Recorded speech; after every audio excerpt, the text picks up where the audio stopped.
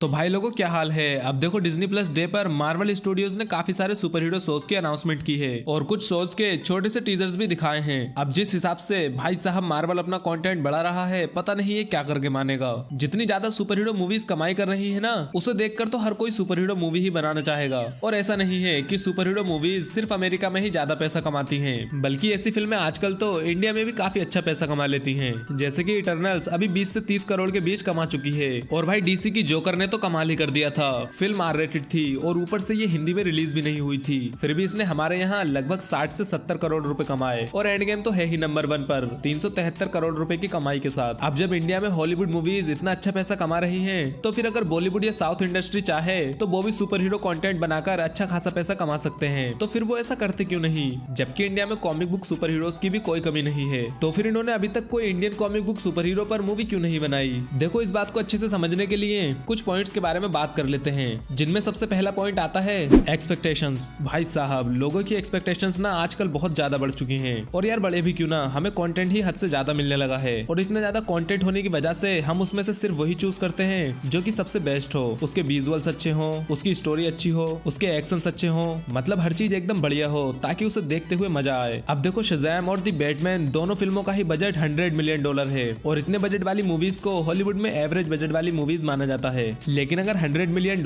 यानी कि लगभग 740 करोड़ रुपए अगर किसी इंडियन मूवी में लगा दिए, तो वो इंडिया की हाईएस्ट बजट वाली पिक्चर बन जाएगी। यही रीजन है कि इंडियन मूवीज में हमें उतने कमाल की सीजीआई या बीएफएक्स देखने को नहीं मिलते। और अगर आज के टाइम में इंडिया में कोई सुपर हीरो फिल्म बनती है जिसका बीएफएक्स या सीजीआई बहुत ज्यादा अच्छा नहीं है, तो वो फिल्म हमें उतनी पसंद ही नहीं आएगी। क्योंकि यार मार्वल और डीसी ने हमारी आदत बिगाड़ दी है। अब इस बात को हमारे इंडिया के प्रोड्यूसर्स भी जानते हैं कि अगर ऑडियंस की एक्सपेक्टेशंस को फुलफिल करना है तो भाई बजट तो तगड़ा लगाना पड़ेगा, जिसमें बहुत रिस्क है। और अगर फिल्म बन भी जाए तो क्या पता हमारी ही ऑडियंस उसे मार्वल या डीसी की कॉपी कहने लगे। अब यहीं से हमारा अगला पॉइंट आता है कॉपीकैट कैरेक्टर्स। ये चीज हमारे यहाँ बहुत ज्यादा है कि हम इंडियंस ज्यादातर अंग्रेजों को ही खुश करने में लगे रहते हैं। जैसे कि हम उनको अच्छा दिखाने के लिए अपने आप की ही बुराई करने लगते हैं। अब आप ही देखो राज कॉमिक्स का एक कैरेक्टर है नागराज, जिसके पास स्नेक की पावर्स हैं। और भाई ये कैरेक्टर बहुत ही ज्यादा पावरफुल है, लेकिन पता है इसे मार्वल के किस कैरेक्टर की कॉपी बोला जाता है? स्पाइडरमैन की। मतलब मैं समझ नहीं पाता कि लोग इसे किस एंगल से स्पाइडरमैन की कॉपी बोलते हैं। इन दोनों ही कैरेक्टर्स के अंदर कोई भी सिमिलरिटी नहीं है, सिवाय एक के कि जहां स्पाइडरमैन स्पाइडर वेब की हेल्प से स्विंग करता है, वहीं नागराज नाग रस्सी पर झूलता था, क्योंकि इसका पावर लेवल अब इतना बढ़ चुका है कि ये सीधे फ्लाई कर सकता है। मैंने एक वीडियो ऐसे इंडियन सुपर हीरोज पर बनाई थी जिन पे मूवी बननी चाहिए, और अगर आप उस वीडियो के कमेंट सेक्शन में जाओगे तो आपको बस उन कैरेक्टर्स का डीसी और मार्वल के साथ कंपैरिजन ही दिखेगा, जहां पर ज्यादातर लोग बस इसी कोशिश में लगे हुए हैं कि कैसे वो इन कैरेक्टर्स को कॉपी साबित करें। और अगर ऐसे टाइम में इंडिया में कोई सुपर हीरो मूवी आती है तो लोग उसे कॉपी साबित करने में ही लग जाएंगे, क्योंकि ऐसी एक भी सुपर पावर नहीं बची है जिस पे कोई कैरेक्टर न बना हो। देखो मैं बस इतना कहना चाहता हूँ कि हर किसी को कॉपी बताना बंद करो और कैरेक्टर्स को एंजॉय करना शुरू करो। और हाँ, मैं जानता हूँ कि एंथोनी और तिरंगा जैसे कुछ कैरेक्टर्स वाकई में ही कॉपीड हैं, पर यार क्या ही फर्क पड़ता है, मार्वल और डीसी भी तो एक दूसरे से कॉपी करते हैं ना।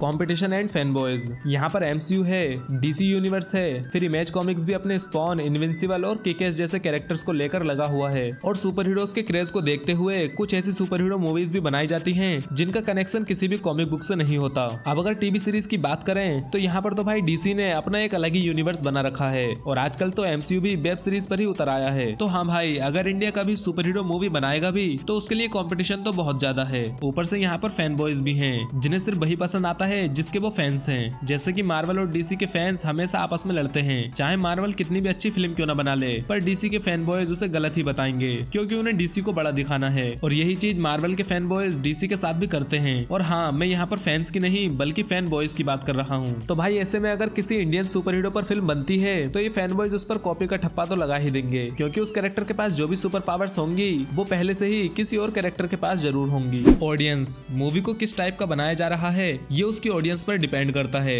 अब हॉलीवुड की सुपर हीरो मूवीज के पास तो इंटरनेशनल मार्केट है ही, पर इंडिया में बनी सुपर हीरो मूवी को इतने बड़े लेवल पर रिलीज करना थोड़ा मुश्किल है। और चलो अगर ये मूवी इस लेवल पर रिलीज हो भी गई तब भी हॉलीवुड के साथ कम्पीट करना बहुत मुश्किल काम है। तो फिर हमारे इंडियन फिल्म इंडस्ट्री के पास एक ही रास्ता है कि पहले वो सुपर हीरो मूवीज के साथ इंडियन ऑडियंस का दिल जीत ले। लेकिन यार ऐसा होगा कैसे? इंडिया में कुछ ही सुपर हीरो मूवीज आ रही थी जिनमें से ब्रह्मास्त्र को होल्ड पर डाल दिया गया है, शक्तिमान सीरीज की कोई खबर नहीं, रक्षक का भी कुछ पता नहीं है, और दी इमॉर्टल अश्वत्थामा का प्रोडक्शन भी रुक चुका है। वैसे दी इमॉर्टल अश्वत्थामा के प्रोड्यूसर रोनी स्क्रूवाला ने एक और फिल्म प्रोड्यूस की थी जिसका नाम था मर्द को दर्द नहीं होता, लेकिन भाई साहब इस पिक्चर को बनाने के बाद इन्हें बड़ा दर्द हुआ होगा क्योंकि ये फिल्म फ्लॉप हो गई। वैसे खैर अभी भी कुछ उम्मीद है क्योंकि अगले महीने साउथ इंडस्ट्री की मिन्नल मुरली भी आने वाली है। होप करता हूँ कि ये फिल्म अच्छा परफॉर्म करेगी और इंडियन मूवीज में एक नया चेंज लेकर आएगी। तो भाई पास्ट और प्रेजेंट की बातें बहुत हो गई, थोड़ी नजर डाल लेते हैं कि आखिर फ्यूचर में क्या होने वाला है। सबसे पहले हमें 24 दिसंबर को मिन्नल मुरली देखने को मिलेगी और अगर वो फिल्म अच्छा परफॉर्म करेगी तो उसका सीक्वल भी बन सकता है।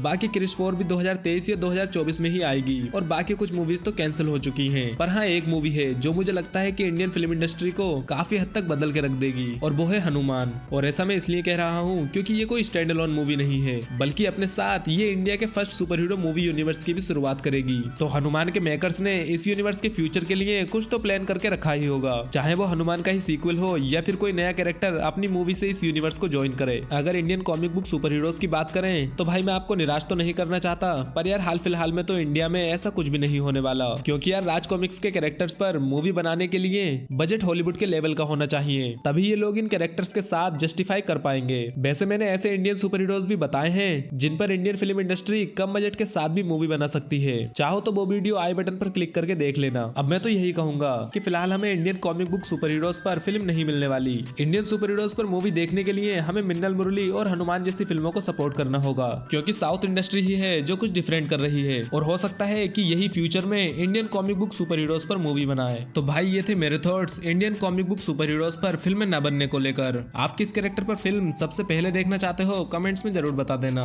और अगर आपको ये वीडियो पसंद आई हो तो लाइक कर देना, अपने दोस्तों को भी दिखाना चाहते हो तो शेयर कर देना और साथ ही साथ चैनल को भी सब्सक्राइब कर लेना। इंस्टाग्राम और ट्विटर की लिंक्स मैंने डिस्क्रिप्शन में दे रखी हैं, अगर चाहो तो मुझे वहां पर फॉलो कर लेना।